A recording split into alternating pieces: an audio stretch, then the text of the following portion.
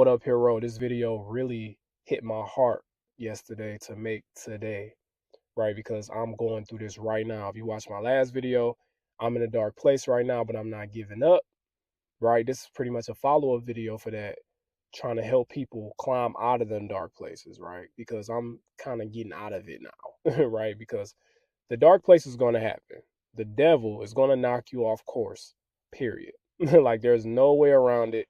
The devil is going to keep knocking you off course. It's just a matter of how swift can you bounce back, right? How resilient are you? How smooth can you counterattack, right? My rich uncle mentioned that to me the other day. He said, when life happens, you got to have your counterattack ready, right? You got to be prepared. So I want to give y'all three things today, right? Three things. And I don't got them written down. So if I mess around and forget, I might just come up with something off the top of my head. No, I'm just playing. I got y'all. But listen, so the first thing that you need to do when the devil knocks you off course, right? The very first thing, and a pretty obvious one, take some time to reflect, okay? Take some time to reflect. Now, what I mean is by taking time to reflect, it doesn't necessarily mean isolate yourself. That's my default, right? My default is to isolate, go out, turn my phone off, get away from everybody until I feel better, right?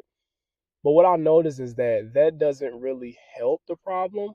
One, and two, the main problem is life is still going on, right? So if you isolate, guess what? Life is still going on. So you've removed yourself from things you might have planned to do. You still got those events scheduled out. You feel me? Like you still got things going on, right? Things that you pre-schedule. Again, like I said, I have a wife and a daughter. We plan a lot of stuff months, sometimes a year in advance, right? Appointments, right? It might be an important doctor's appointment. You can't really miss that, no matter how you feeling, right? Or we got a baby shower coming up for our son that's on the way. You got a lot of people that want to fly out to see this. You got all this stuff going on. You can't really just, hey, I'm not feeling right and withdraw, right? And don't get me wrong, y'all. I'm not judging you because that's my default is to withdraw. Again, when I'm feeling some type of way, I withdraw.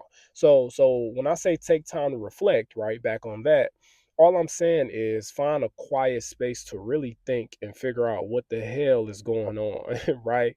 What the hell is going on, right? Because the devil is on your head.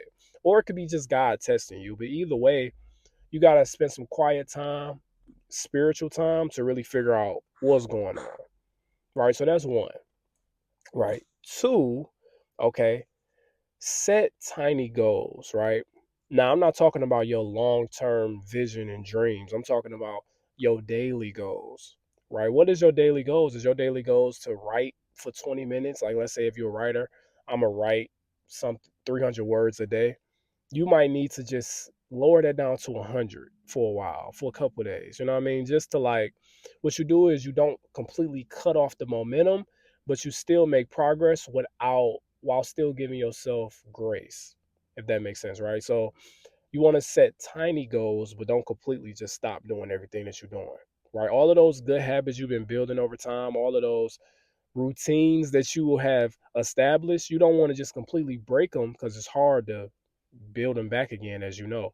It's so easy to break a habit, but it's so damn hard to create one, right? And establish one. So set tiny goals, or I call them like bare minimum goals, right? I normally post a video, I'm about to go to 2 videos a week now, right? So when the next season hit, when the devil knocked me off course again, I'll probably just say, okay, I'm gonna at least do 1 video this week, right? So that's an example of that. Just to minimize your goals. If you go to the gym for 2 hours and you're going through something, just go for 30 minutes. But keep the identity and keep the momentum alive, right? And my third and final thing is, right, like I said, I might forget, right? But don't worry, it's coming back to me. So like what I say, we got take time to reflect, right? And we got set tiny goals. Okay. Oh, and the most important one, how can I even forget this? You got to reground yourself with your why, right? If you're watching this video, let me ask you a question. Do you have your why written down? Probably not. Look, I done been making content for years now, and I just wrote my why out January of this year, 2025.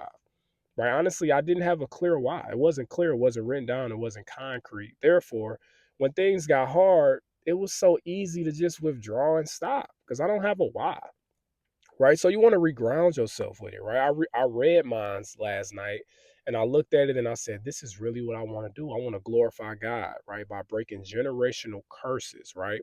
And inspiring people like you to embrace authenticity, right? To embrace self improvement, to embrace faith, right? That is my why. So when I learned that, I'm like, oh, okay, this is what you're doing. This is the big picture. This is the big vision.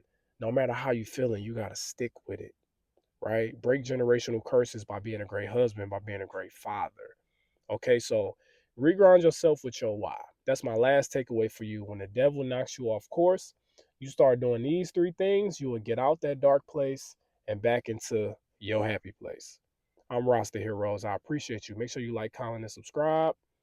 Peace. I'm out.